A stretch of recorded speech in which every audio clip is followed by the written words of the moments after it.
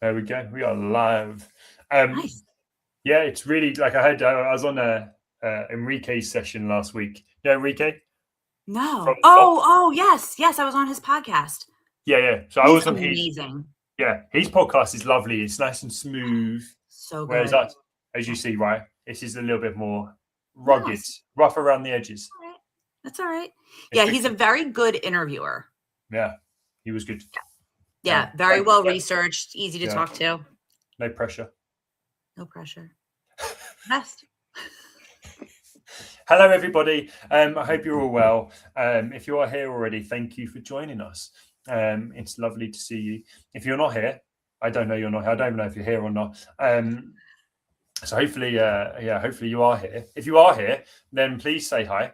And if you don't say hi, that's fine. If you want to ask any questions to Kate whilst I'm speaking to her, please do. Jump into the comments. Get your questions fired away.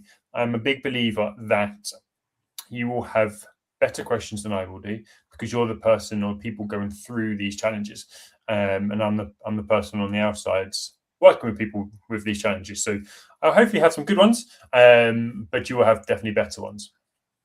And it is my pleasure to have Kay here. Kay, hi. How are you? Hi, I'm good. How are you? Yeah, good. What's the time over there? 9 a.m. It's not too bad then.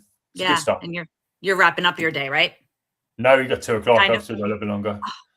Yeah, good. It's not too bad. I'm a little bit jealous, but yeah, wishful thinking. 2 more sessions, so I can't complain. Should we get started? Yeah, I'd love that. Let's do it. As I said, I'm very excited to have you here. We discussed topics around this, right? You've got a wealth of knowledge, which I'm going to let you talk about and your background in a minute, but wealth of knowledge within HR. And so we're just trying to find the right topic for you to share. And we fell on supporting that middle management challenge. And I think it's so relevant for today's world. I think those middle managers are the people really getting squeezed right now, like from below, and how we support the people below us, but also from above and managing the expectations from above. So I'm really excited to have your views on this, both from a HR background, but from a coaching background and a manager background as well, right? So super excited. So thanks for joining me. Thanks for having me. Amazing. And Linda's here already. Hi, Linda. Hi, Linda. Thanks for joining. Kate, rather than me butchering introductions, because I always do, I'm going to throw that over to you. Can you please introduce yourself? Tell me who you are, what you do, and also probably for the purpose of this, just a little bit of background to your story as well and how you've got to where you are. Yeah. So very non-traditional HR background, started in the nonprofit space, working with kids with behavioral and psych disorders, was very interested in criminal profiling, the psychology of a criminal mind, which has helped me in HR in some very weird ways. But so did that for about 5 years out of college and then transitioned into sales. So was in sales for about 10 years and consistently kept seeing really talented sellers get promoted into leadership roles and fail.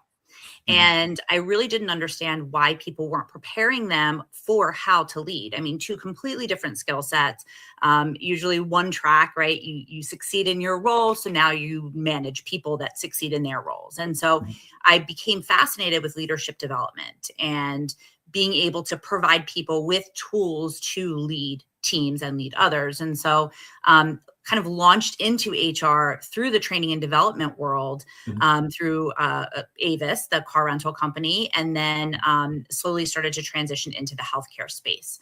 So built and scaled HR teams, talent acquisition teams, learning and development teams for HR organizations, both public and privately held. And then the pandemic happened and the responsibility for thousands of clinicians and just the craziness of it all. Candidly, I just experienced a lot of burnout and ended up leaving without a job. I said, you know what, this is not for me anymore and I need to reassess.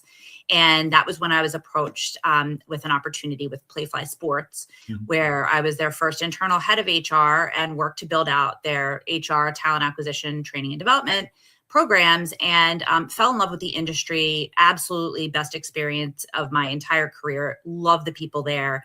And it was just so much fun. And so I decided to go out on my own almost 2 years ago and do my work for myself. So now I work with clients to build and scale their HR functions, leadership development, culture work, specifically how to build a really sustainable, good, positive, employee-led corporate culture and how to keep your eye on the ball as you scale quickly.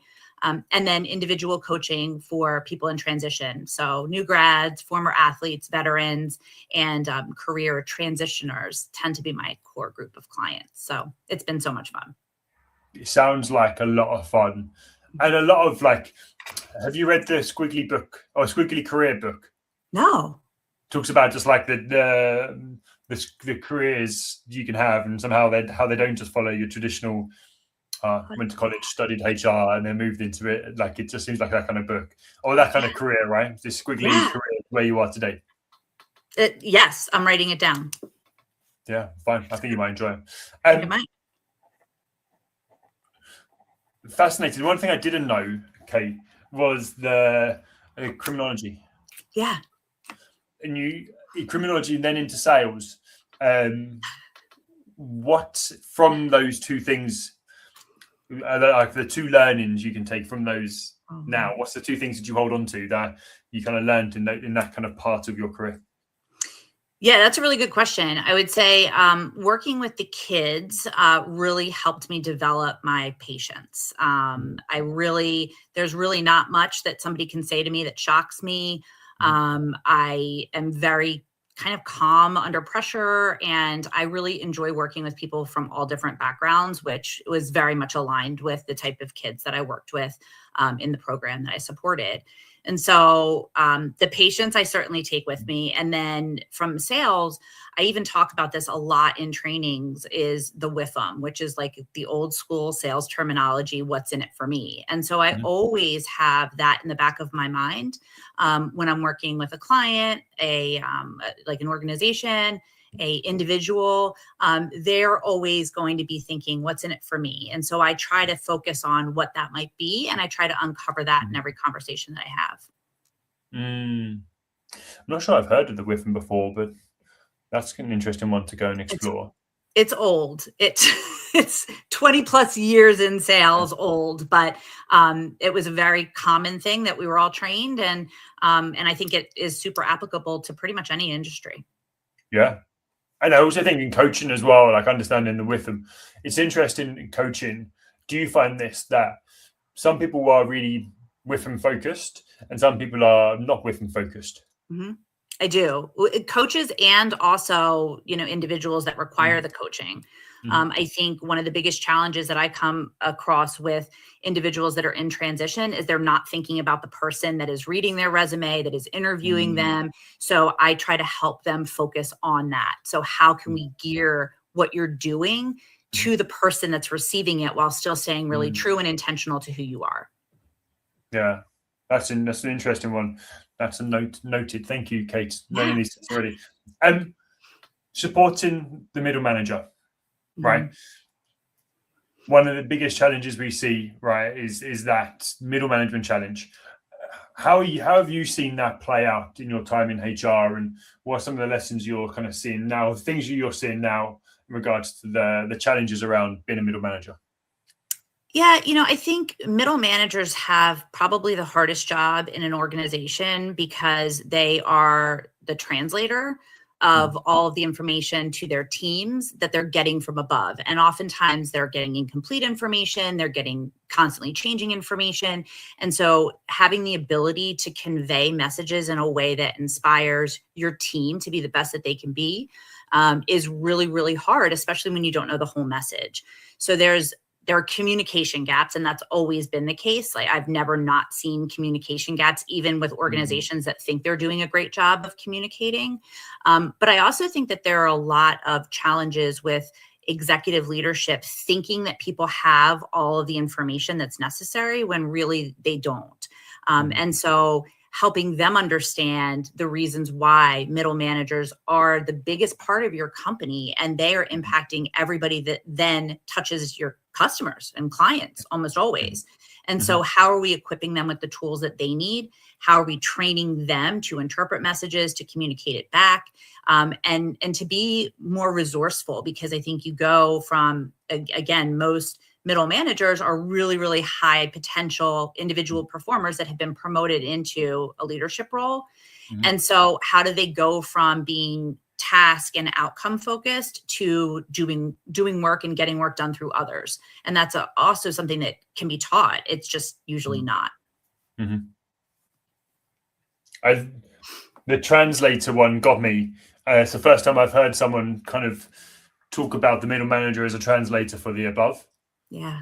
And the fact that, the miscommunication probably to them, but then from them.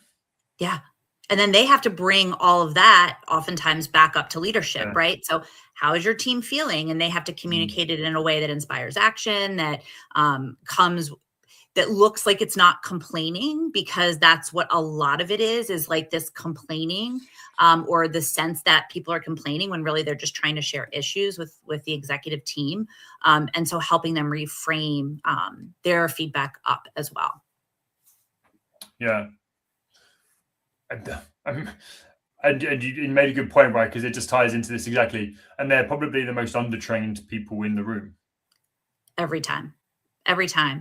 And, and then a lot of them are also straddling that like player coach. So even though they're leading a team, they still have to dive in and not be afraid to get their hands dirty. And so like, what are you individually responsible for versus what does your team, bring to the organization, and how do you add value and create value? And so it's just a very complicated position in an organization that just does not get the attention that it needs.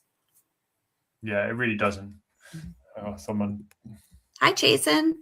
Hi, Jason. Good to see you. Get back to my questions. Right, and I think there is this gap between communication, understanding how to balance those two things, but also being a people manager or somebody who looks after others is a job within itself. Yes. Yeah, we were just talking about that. Yeah, and I think I don't think people understand that. Yeah. The emotional toll, since like post-COVID, we could even say is, the emotional toll and the requirement to jump into things that nothing about, because you're the stable force. It really hit HR teams incredibly hard during the pandemic. But any type of individual that is caregiving, in a sense, whether you're caring for a team, you're taking care of somebody, there's an emotional toll that comes with that and an exhaustion that can come with that. So also, are we making sure that we're caring for the whole person, the whole leader, and that they feel comfortable and psychologically safe to say like, hey, I'm struggling. And that's also an area where you see a lot of middle managers that are high potential employees that burn out because they can't manage both sides of the conversation and the emotional toll that that is being taken on them. So it's really tough. It's tough to lead and manage middle management. Yeah, and it's a transition into middle management as well, right? Or management. You go from being this outstanding IC, right, individual contributor. You're brilliant at your job. You've not had to have those questions or not had to have that support. And then you go in. I think for a lot of organizations, they expect you to keep doing that. So you stay 100% IC, right? Yep. Plus then have 2, 3, 4 people, maybe even bigger teams to then manage on top of your IC job. Yep. I think with the zero training and ability to manage that, it's crazy, right? I think so, especially when they have the biggest impact on the employees in the organization. It still rings true that, people leave their manager, not necessarily the organization. And, I don't think that's true in every case, but it certainly is true in a lot of cases. And most of the employee relations issues that come across to me are also a result of this middle management level struggling in some way. What do you think is that these people going into middle management, or maybe it's probably a two-sided core question, right? So from below and from above, what do you think is actually like underestimated about going into that middle management from an IC? Let's start there, and if there's maybe another angle, then let's look there for afterwards. Yeah, well, I think first and foremost, it's an organizational challenge to provide career pathways for both individual contributors and leaders of people. So when a outstanding individual contributor is promoted into a leadership role, it's because that's usually the path to grow in a company. But you have people that maybe shouldn't be leaders, don't want to be leaders, that never thought about leadership or leading a team. And now all of a sudden they're thrust into this completely unknown world of, now I have people that are asking me questions all the time and interrupting me all the time and coming to me constantly. And I have to manage their personal things and I have to deal with their workload. And like, I have to make sure they all work together well. Like there's so many dynamics, and some people are not meant to do that. Like some people really should stay an individual contributor and excel in that. But to move up, that is typically the only way to get more responsibility in an organization. So you have people that are just unprepared, or they don't want to do it in the first place. They're just doing it to advance their careers. Yeah. So I think that's the money. Problem. Or more money. Yeah, 100%. Yes. And oftentimes too, middle managers, like especially on sales teams, they actually make less than the individual performers on their teams. So it's like, what are we doing? Right? Like, let's make sure that we're uncovering people's career aspirations early on. And if somebody wants to eventually be a manager of people, let's give them the skills to do that. So I think one of the biggest things that they underestimate is the amount of juggling you have to do constantly. It's constant juggling. Like, what's the fire today? How can I be proactive the next day? What do I have to respond to that's an emergency? What person is calling out sick or is going on leave? All of the employee relations, legal things that go into like saying the right thing, saying the wrong thing. Like there's just so many things. So you're putting people into the fire if you're not giving them training. Yeah, and I think, and this is where this concept between leadership and management come into play. Yeah. What you've just explained there is management. Yeah. And it shows you how important you still have to train managers. You still have to be a manager because you have to manage those processes. You have to manage those things that come up. And the leadership is then pushed to once we've got the management system, it's the kind of foundation, right? Once we've got that built, then how do we then lead these people to success and lead them to be better and then all of that stuff, right? Yeah, absolutely. I mean, great leaders create more great leaders. That's really your job as a leader, is to develop your people and to help them grow. And, that's not always related to leaders when they take that role. No, 100%. What we've spoken about training loads already, right? What kind of training should be put in place for people before people think about becoming managers? Well, I think at the bare minimum, they need to really understand what the job is. So like bare minimum management, what are your tasks? What are your responsibilities? What are the expectations? What does success look like? I think that's like bare minimum. But then I think it's, how do you build trust with your team? I think that's number one. If your team doesn't trust you, there's only a certain place that you can go. You can't move beyond that if you don't have a trusted relationship with your team. But then it's also, how do you connect the pieces of your team so that you're all moving in the same direction? And I think that is empowerment and delegation and prioritization and, all of the things that come with like, how do you move the needle? But also just like, are you having real conversations with your team members? Are you doing one-on-ones? What's the importance of that? Are you touching base with people? I think you could talk about leadership humility and leadership vulnerability as being a core component of something that I see a lot are middle managers and executives that feel like they have to have all the answers. And that actually is the opposite. You should be asking more questions. You should say, I don't know, if you don't know the answer. And so I think that there are like the quote unquote soft skills that need to be taught. But then there's also the actual, like, how do you do your job and like what's required from the organization? What does success look like? How much of that stuff gets done before somebody moves in compared to how much once they're in it? That's a really good question. I think it depends. What I have seen almost entirely working with like high performing, fast paced, fast moving organizations is it almost always happens after. And I think it can happen after. I think you can easily do the sort of setting somebody up for success from a task perspective and then giving them leadership development training once they're in the role and they can apply their learnings in the role to the training that they're getting. So I think there's value in that. A lot of times when you just like throw everything at somebody before they take a role or an opportunity, they can't really relate it to anything until they've been in it for a little bit. So I think that there could be a progressive, here are the responsibilities, here are the expectations. This is what good looks like initially or before you take the role. And then maybe a tiered approach following your first, 30 days in the role. What have you learned? What are you coming up against? 6 months, 1 year. And it should be an always sort of progression of training in my mind. No, I don't disagree with you, right? We both come from the same hymn sheet, right? Yeah. Have you, like, this might put you on the spot. Have you seen anybody who does this well? I have seen people that have done it well. And I think that really they are the most trusted organizations. Their leadership says what they're going to do and they follow through. They're people that don't just put words on the wall, right?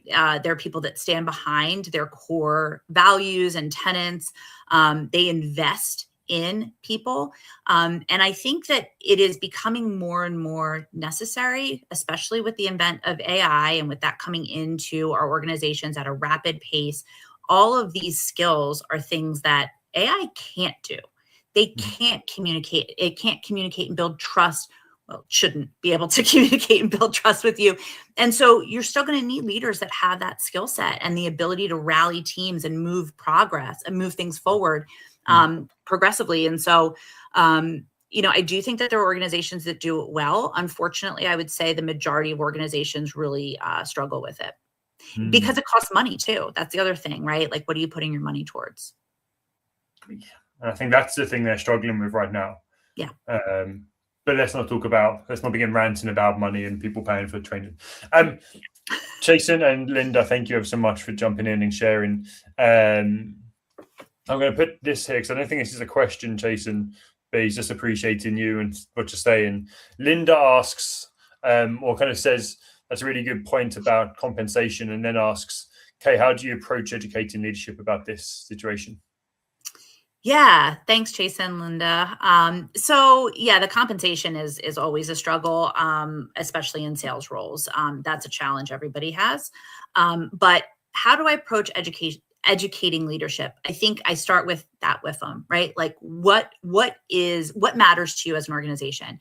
Are you losing money because you're not retaining people?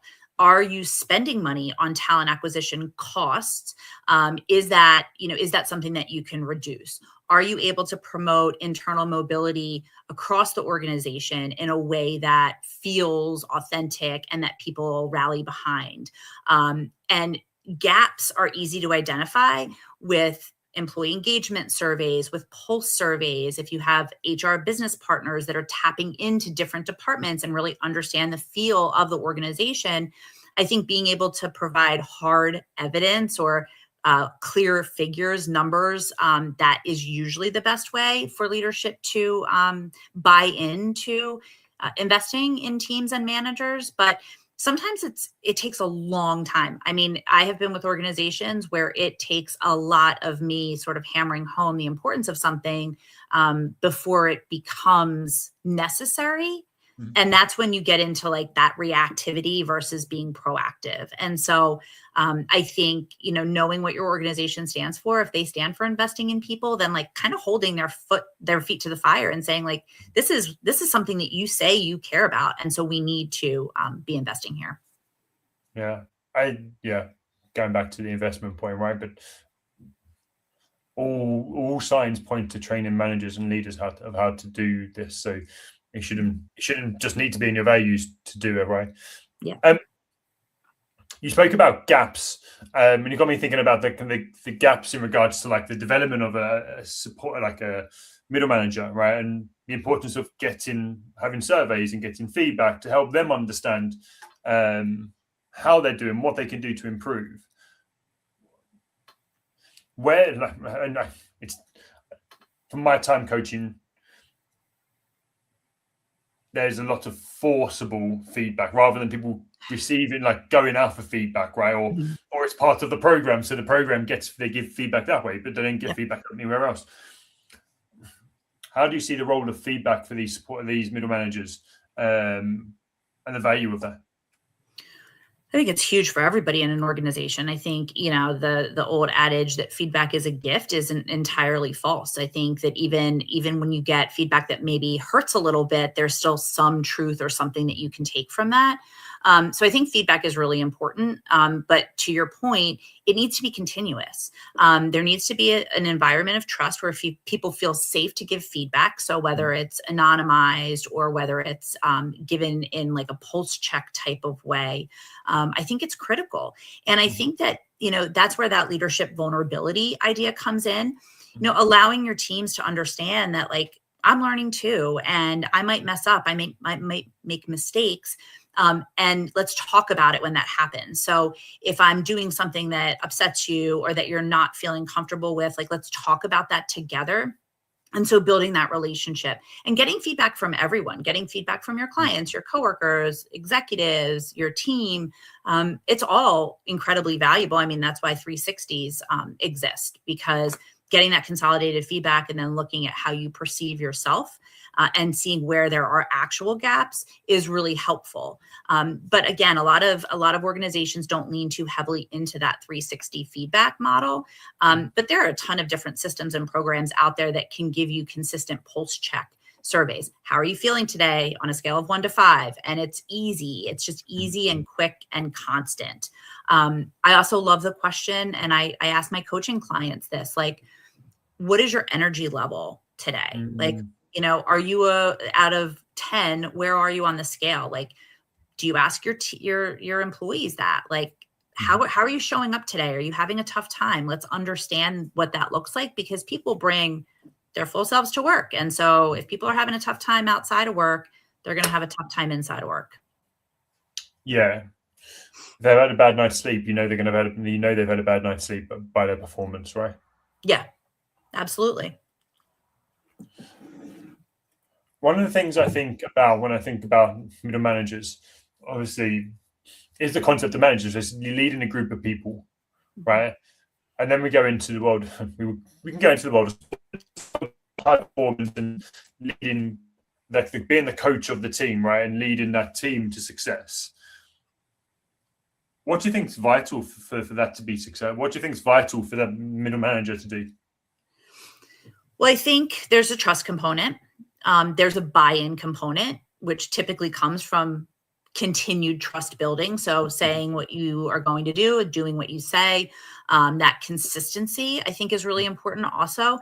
The easiest thing to push off is a one-on-one with someone. It's the easiest thing to say, hey, we're all so busy. Let's move this. But that consistency, even if it's a quick touch base, is really important, because every time something gets moved without explanation, it creates a lack of trust. And so the trust is the biggest thing. And then I think it's really maximizing people's strengths, understanding where they want to go in their future, and then being able to kind of craft your team in a way that does that maximizes people's strengths, that help them progress towards their future goals. And also, understanding your team dynamics. Where are there areas of opportunity to work closer together with people? Where could there be some potential synergies? Where are there going to be conflicts and struggles, and can we anticipate those and talk through those? I think the biggest takeaway for me when I do trainings and when I talk to managers is that there's always this assumption, not always, but there is often an assumption that people are doing things like in a malintended way. And the reality is most people are just coming to work and trying to do their jobs, and like, that's it. Like, it's really not, there are all kinds of other dynamics and things at play, but most people have good intentions. So I like to start with assuming positive intent until you know otherwise. And so getting curious and asking questions, and just assuming that like we're all going to move forward, we're all going to help each other, work together, and we all have a similar goal is a really good way to start moving the needle there. Have you? We speak about, you talk about building trust, right? But then we keep getting into these kind of key things that make up building trust. But when you spoke about being a manager, it's like kind of some of the processes around that. I'm a big believer that the managing people part is a process. And actually, I even think leading people is also a process. There's systems that we can create. What systems do you see, systems and processes, or things that you see out there when you've worked with people, either as in the organization that you've helped create, or when you're coaching people that have been really successful and actually like maybe foundational processes for success? So I think a couple that are just pretty consistent and easy to use is like 30, 60, 90-day check-ins. I think that's really important for newer leaders, newer employees, getting a feel for what it is that they need. I love stop, start, continue conversations because I think that takes some of the pressure off. It gives people a structure by which to have conversations about, what things are going well on our team, what things are going poorly on our team, what should we continue doing? And then also even like zooming out and saying like, let's talk about that at an organizational level. Let's talk about that at a leadership level. How do you feel about me? What are some things you'd like me to stop, start, and continue? I think having consistency around feedback sessions, whether that looks like one-on-ones, check-ins, pulse surveys, engagement surveys. So like really being intentional with gathering feedback, and then also being intentional with reading it back to the organization or to the team, and what are you going to do about it next is really important. A lot of people give surveys and then they just go into like a black hole and nobody knows what's happened to the feedback. And so I think anything that has a semblance of follow through is really important. Whatever system you use, just like continue to use it and make sure you're using it across the board.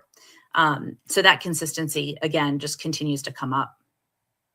It's interesting, isn't it? Because the things you've just shared with me are all around leadership. And I'm going to explain what I mean by that is they are not a process of how to manage tasks or team projects or the stuff behind it. It's all the stuff we have to have a conversation. Yeah, I think it's so important. For 30, 60, 90, we need to discuss what that looks like. We need to do a stop, start, continue. We need to discuss that, right? Those things, they're leadership systems because you have to be the coach and the leader in that, right? Rather than the managing part. So is there any management systems that you think are useful for middle managers to learn and have before they go into middle management roles? Yeah, I think it depends on the role. Obviously, it depends on the role, but I've seen, project management, Six Sigma, those types of actual process-driven management tools that are very helpful to keep people accountable, keep people on task, understanding, Gantt charts and where something might overlay something else that needs to start. So where there might be a bottleneck, like I think understanding that is pretty helpful in any role. I think having some type of platform that organizations are using, like an HRIS system where you can put all of your information in the same place where it's easy to find, it's easy to access. But I think whatever tools you use from a management perspective can be taught if you feel good about your job and the team and the company and your leader and like all of that. So those are systems that I've seen that work well. I think project management is probably the number one thing that comes up most frequently in a lot of the teams that I work with. Yeah, I hear that. I hear this. There's probably a couple of things: setting goals. Yes. And time and task management. How to delegate. How to stop doing the work. How do you fix that? How do you do that? How do you support leaders? Leaders with that? Yeah, delegation is near and dear to my heart. It is my biggest opportunity for growth, I would say. I've always been, it's always been very hard for me to delegate. I think it's been a learning process for me. And one thing that I have tapped into over the last several years is really the understanding that delegation is a growth opportunity for the person that's getting the work. As opposed to me feeling like I'm burdening somebody by putting things on their plate. That's really not the case. It's leadership opportunities. I'm giving you this because I believe that you can do it. And I think the other thing too, and this is something that has come up in some training recently, is the idea that delegation is not just like I delegate or I don't delegate. There are phases of delegation. There are ways that you can delegate in a way that looks progressive depending on somebody's skill set. I think the skill will matrix is another one that I think is really easy to understand, especially for middle managers. It's literally a quadrant system where you look at the person's skill level, you look at their will level, their willingness to learn, and then you assign things based on that. So those are things, but delegation is so hard, especially when you're in a role where you were once an individual contributor and at the top of your game, and now you're moving into a leadership role where you have to lead the doers. It can be really hard to let go of some of those tasks. And then prioritization, to your point, that's huge. Figuring out how to prioritize things, how to approach situations calmly. It's always fun and challenging. For sure. It's interesting, isn't it? You talk about delegation, and I really like the growth opportunity. I also sit in the sport aspect, right? Is one of the things that connects me and you, right? But you know how my brain works. Is I go, well, you can't get a pitcher to be the catcher. Yeah, I'm using baseball terms here. You have to help me out. I appreciate that. You were right. I didn't even correct you. Yep, you can't get the pitcher to be the catcher. Yes. You can't get. So when you're so you are now the coach, right? Yeah. You're not the pitcher. You're not the player. So you remembering and understanding that fact allows you to go, this is the pitcher's job. Let me give this to the pitcher. Yes. That is the best way to look at it. And we talk about that a lot specifically with a baseball team, right? Mm-hmm. I mean, everybody's responsible for their own task. Each individual is responsible for throwing the ball, catching the ball, whatever. And when you become the coach, you're responsible for leading the people that are doing that. So mm-hmm. you're giving them more task relevant items so that they can be a better pitcher, be a better catcher. How do you come back from injury? Like, you're coaching to the performance. Whereas as a leader, you're thinking about, how does this impact the club? How does this impact our fans? Maybe, but how does this impact, the bigger picture? Mm-hmm. And so you're right. It's a really good analysis. Yeah. Because it changes the way that you give work. And it also changes, I feel like it changes the way that you approach conversations at that point as well. You put yourself in that's why I love doing what I do with the reframes in my coaching, is that it just changes the way that you approach the pieces of work that you have to, giving feedback, delegating work, manage time, manage tasks, mm-hmm. because you go, well, this is your role. Yeah. Your role isn't to do other bits. And then if you do this, you're going to support it and create high success. Mm-hmm. And to even build on that further, maybe you were a championship pitcher at one point in your career, but now you're 5 years out of pitching, and mm-hmm. technique has changed, and speed has changed, and pitching clock has changed. And so you diving back into that pitcher role, they're not going to put you in the game to pitch. That's mm-hmm. not your role anymore. Your role mm-hmm. is to lead the pitcher. Mm-hmm. And so I think that happens too, as leaders get farther and farther away from their individual mm-hmm. contributor role. They seem to think that they can dive right in and just save people from challenges or problems by doing the work themselves. But the reality is that your job is to think about the bigger picture. You're actually doing your team member disservice if you say, get out of here, I can do it better, and you do it the way that you used to do it.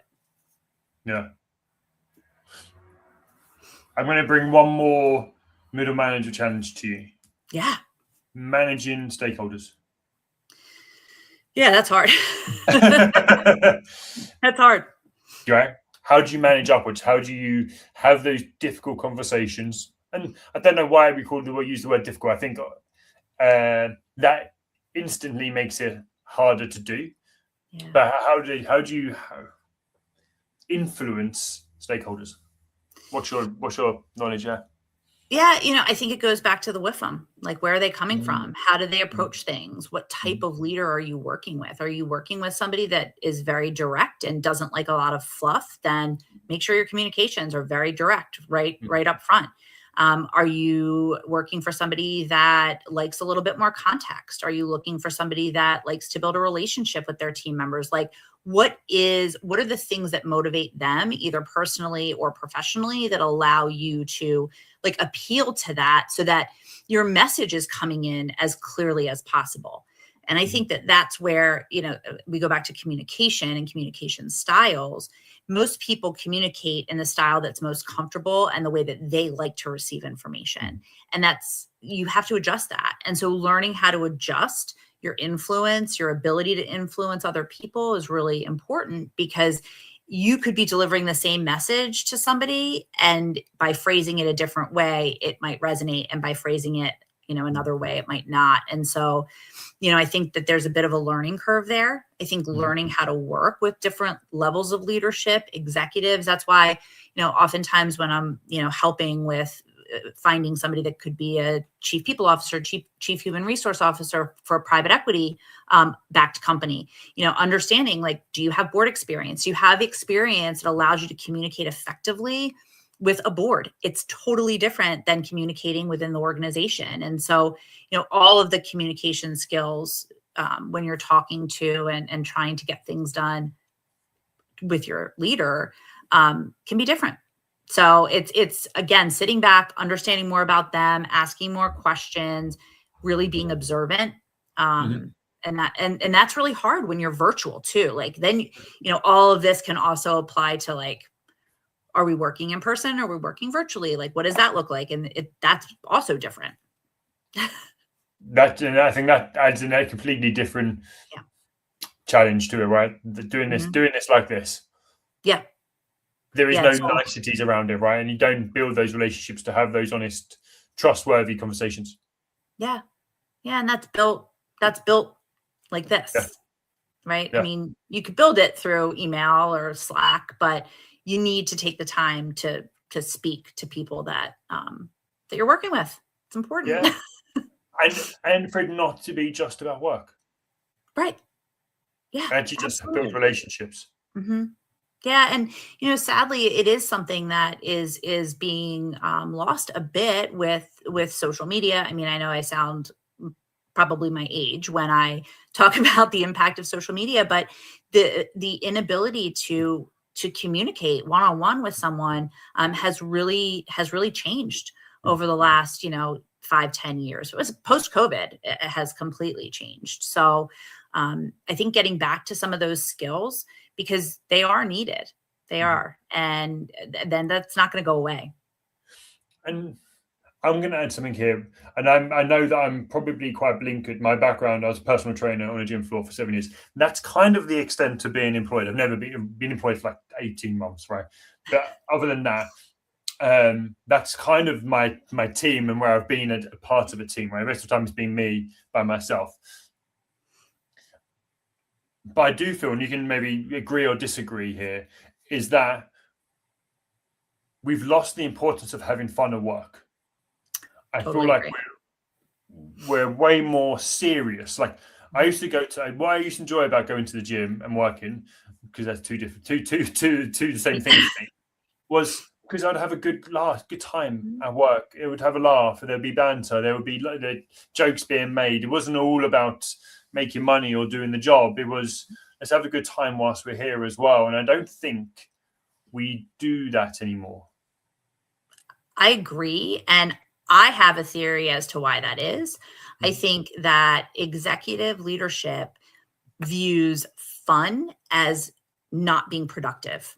And that is just not the case. When people are enjoying themselves in the workplace, when people feel free to be who they are, when people have activities to engage with their peers, they are building better trusted relationships with individuals, and working together then becomes easier, more fluid, more fun. And that all passes down to your customer.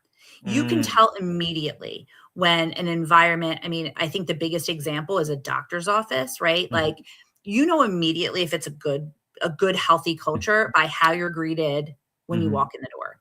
And that's really anything, a restaurant, like, you know that someone's happy to be there. And are you going to spend more money at a restaurant or at a store when somebody greets you in a way that's enthusiastic and they're happy to be there? I do. I love that. I'll go back there again and again. I'm not going to go somewhere where somebody is not having fun. And so, of course, like, it's, I think, industry specific. You don't want your surgeon to be like having fun and rocking out while operating on you. But even in an operating room, they have music playing. They have good relationships. And so I think that really is the key to success, is engaging your teams and having fun and having a workforce that likes each other. So true. And I would even challenge the fact I would like my surgeon to be having fun, just not whilst he's in me, I guess. Correct. Same. Once he's away from me, he can say whatever he likes and do whatever he likes. Right. If it makes him focus and actually do a better job, I'm key with that. I'm right. Right. Just begin playing with one of my knee tendons or something. Oh boy. This has been really interesting. Is there anything that, I guess, jumps out to you right now near the end of this conversation that you want to go, yeah, I need to bring this to the table?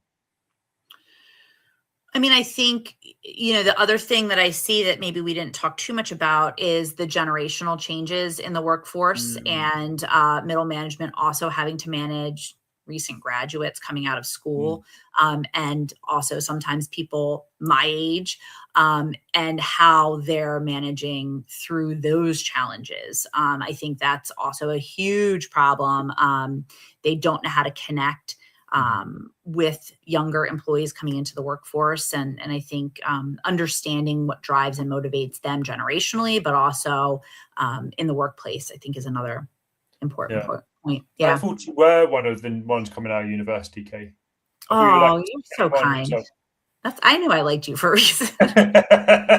Nice. Yeah, but you raised a really good point, right? There is this new, the new generation, like every generation before them, are very different, right? So how then do we, what are the challenges you see there?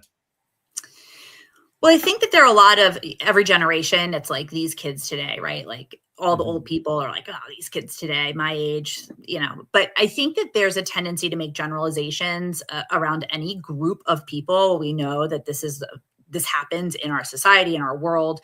And I think that there is a lack of willingness and openness to understand what actually drives kids that are coming out of school, or young adults, I should say, that are coming out of school. You know, oftentimes it is not that they don't want to be there, that they're not interested in learning, they're not interested in developing. But I think it's the understanding, again, if we go back to assuming positive intent, I think they have been the victims in a lot of ways of the pandemic, the inability to do things like internships, the inability to learn from people. They have been forced to learn remotely. Some of the things that are coming out of college now with students that are graduating and coming into the workforce are direct reflections of that lack of interaction. And they also the students tend to have a lack of patience with people my age when we ask, you know, can you help me with technology? Or could you help me with this Excel spreadsheet? They're like, ugh. So I think it's a learning on both ends. But what I'm seeing is just this overgeneralization that they're entitled, they don't want to work hard, they want things handed to them, they want a promotion every couple of months, you know, all of those things that people, you know, it was different with my group. It was like, oh, they're so, you know, independent, and like every group has their thing. And so you're just seeing it in the workplace. And I just believe that keeping an open mind and really learning about the person as opposed to the generalizations is a good way to combat that. I think this is a really nice full circle moment for me, right? With them.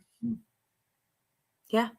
What's in it for them? Like, if you ask that question, understand what motivates those people and what's important. I think would help set you in a really good starting point. Yeah. Yeah. Just like, you know, assume positive intent, listen to understand, like just take a step back. And instead of assuming, you know, just ask. Ask. Yeah, I see you're having some trouble in meetings, making eye contact and connecting with your peers. How can I help with that? Have you noticed that? Has anybody ever told you that? I had an individual, I was doing a career fair, and an individual who wanted to work in sports came up and was talking to me. But the entire time he was talking to me, he was looking to the side, did not make eye contact once. And he said he was getting all kinds of interviews, but he was never getting the job. And I said, well, how are you talking to me the way that you talk to the people that are interviewing you? And he said, well, yeah, of course. And I said, but do you look them in the eye when you're talking to them? And he was like, oh, I mean, I think so. And I said, well, if you've never received the feedback, I think you need to make better eye contact. You're not looking at me when you're talking. And he said, well, nobody's ever told me that before. I'm like, okay, well, now I am. Right. And so like being afraid to say like, hey, this might be part of the problem. And, hopefully that helps people improve and develop the skills that they need. Yeah.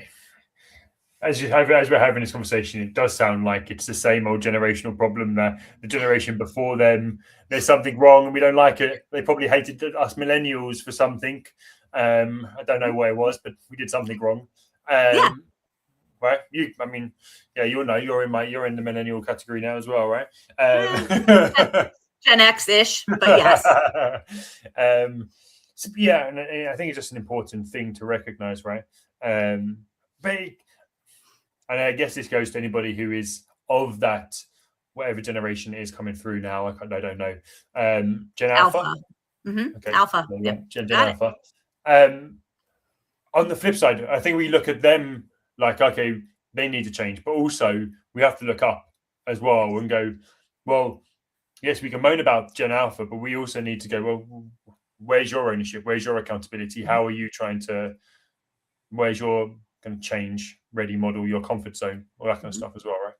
Yeah, it's a meet in the middle. I mean, organizations that don't embrace new generations are not going to survive. You literally need people that are new thinkers, that think creatively, that are adapting to new technology, that are AI fluent, that is something that almost every organization needs to some extent. And so refusal to embrace, it's like I talk to companies that say like, I refuse to embrace AI. I'm not doing anything with AI. Well, okay, I don't know how you get away. Like, you're not going to be able to do that at some point. Everybody is going to have to figure out how to utilize AI in a way that works for them. And so burying your head in the sand to any issue doesn't really help the problem. Yeah, it does. Yeah, it seems like I was going to use the word blockbuster, but I don't think you'll know what blockbuster is, will you? Well, from a Gen X person, that was a former movie rental place in the U.S. Yes, you do know what blockbuster is. Yes, I do. I wasn't sure whether that was a British thing or not. No. Amazing. Kate, thank you. Linda's just put here, assume positive intent, which it's your criminology background. I'm just hearing HR and I'm hearing law. Always assume positive intent. Guilty until charged. Ask the questions. Yeah, 100%. Love it. Yeah. Thank you, Kate. Enrique as well. Thank you for joining us. Thank you. Kate, you're a superstar. Thank you ever so much. Oh my gosh, it's mutual. I have one last question for you. Sure. If a new middle manager come to you today and said, I'm just about to go into middle management, what's the one thing I should do? What would that be? Give yourself some grace. Yeah. You're going to make lots of mistakes. You're going to want to quit a lot. But stick it out, give yourself some grace. Be honest with people that you're learning alongside of other people, and ask for help. If you need help, ask for help. Don't just go it alone and think you have to figure out, everything out yourself. Just be a little bit vulnerable, especially anytime you're new to a position, but especially when you're new to a leadership position. It actually builds trust. It doesn't make you look like you don't know what you're doing. Yeah, for sure. Don't expect to be Tiger Woods the first time you play golf. Or the 1,000th time you play golf. Yeah, that's a really good point as well, because you feel like in Tiger Woods. But yeah, I love that. But yeah, it's going to be a slog, but if you ask questions, you're going to learn a lot more, right? Yeah, yeah, and you know, find a mentor. That's another really good piece of advice that, you know, ask people and find somebody that you where you like their style, you believe they're a good leader, and really ask them how they do it. That having people around you that you can ask questions to is critical. Yeah, I love that. Kate, thank you so much. Where can people find you?